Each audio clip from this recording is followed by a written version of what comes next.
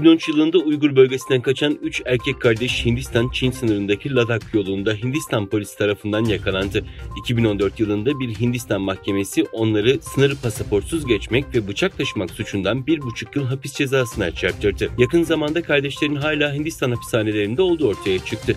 Fair Planet o sırada 20 ila 23 yaşlarında olan Adil, Abdülhalik ve Abdülselam adlı 3 kardeşin polise yakalandıktan sonra kaçış nedenlerinin siyasi baskı olduğunu söylediklerini bildirdi. Avukatları, yetkililere ve yargıçlara defalarca söyledim. Bu 3 kişi Çin zulmü nedeniyle kaçan insanlar. Aynı zamanda Çin'e geri gönderilmemelerini ve Hindistan'a yerleştirmelerini istedim.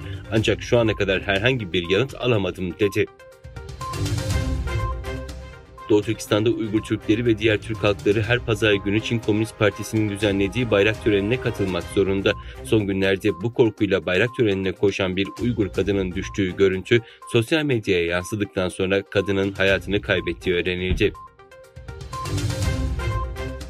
Doğu Türkistan'da Müslüman Türk soykırımına devam eden işgalci Çin, Batı Türkistan'da da sömürgecilik faaliyetlerini hızlandırdı. Özbekistan Ulaştırma Bakanı, Çin lojistik şirketlerinin yalnızca Özbekistan üzerinden mal tedarik edip nakliye hizmetleri sağlamayacağını, aynı zamanda ülkenin sınır bölgelerinde lojistik merkezler kuracağını söyledi.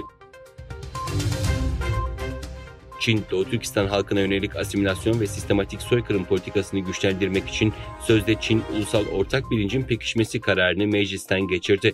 Çin Halk Siyasi Dayanışma Konseyi, sözde Şinjiang Komitesi'nin resmi internet sitesinde yer alan bildiriye göre 17 Mayıs sabahı sözde Şinjiang Siyasi Konseyi 13. Komitesi Daimi Komite 2. toplantısında çeşitli kararların yanı sıra Doğu Türkistan halkına yönelik asimilasyon ve sistematik soykırım politikasını yoğunlaştırmak için sözde Çin Ulusal Ortak Bilincin Pekişmesi kararı meclis onayıyla kabul edildi.